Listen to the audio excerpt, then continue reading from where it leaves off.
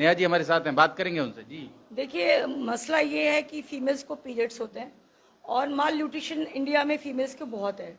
मैं गरीब तबके की बात नहीं कर रही हूँ, मैं अपर मिडिल क्लास औरतों की बात कर रही हूँ। उनका जो माल न्यूट्रिशन उनको होता है और पीरियड्स की वजह से भी उनका एचबी लेवल नॉर्मल नहीं होता है। तो जो एचबी लेवल जब नॉर्मल नहीं होगा तो वो ब्लड डोनेट नहीं कर पाएंगी।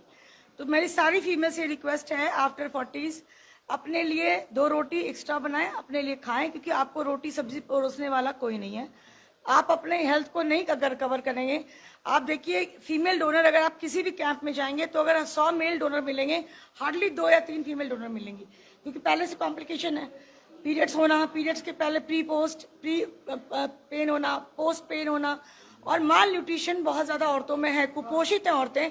और मैं बार बार कह रही हूँ, ये गांव की बात नहीं है जहाँ पैसे की कमी है, ये अपर मिडिल क्लास में भी है। और कुछ औरतों को डाइटिंग का एक बूथ भी है, तो वो समाज के लिए कुछ नहीं कर पाती हैं। अपनी बॉडी मेंटेन करने के चक्कर में उनको खुद नहीं पता कि उनका एचबी लेवल कितना है।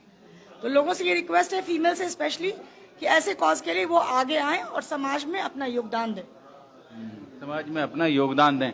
डॉक्टर साहब नमस्कार। सबसे पहले तो आपके न्यूज़ चैनल का कि आप आए और इस सकारात्मक पहल को कवर कर रहे हैं। किड्स स्कूल के ओनर नेहा जी और ग्रीनफील्ड के क्षेत्रवासी सभी का बहुत बहुत धन्यवाद, और डोनर्स का सबसे ज़्यादा धन्यवाद मैं देना चाहूँगा।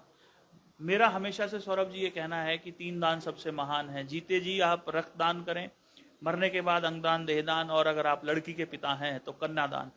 अगर 3 दान आप जिंदगी में कर पाए तो आप सबसे महान व्यक्ति की श्रेणी में आ जाते हैं। और आज जो किड्स स्कूल में पहली बार ये रक्तदान शिविर का आयोजन हुआ है, मैं ये भी कहना चाहूँगा कि ये स्कूल प्री स्कूल है, मतलब यहाँ कच्चा घड़ा बन रहा होता है। इस तरीके के इनिशिएटिव जब बच्चे देखते हैं, समाज में समझते हैं, क्योंकि हम एक दूसरे को देख के ही चीज़ें समझते हैं, देखते हैं, प्रेरणा लेते हैं।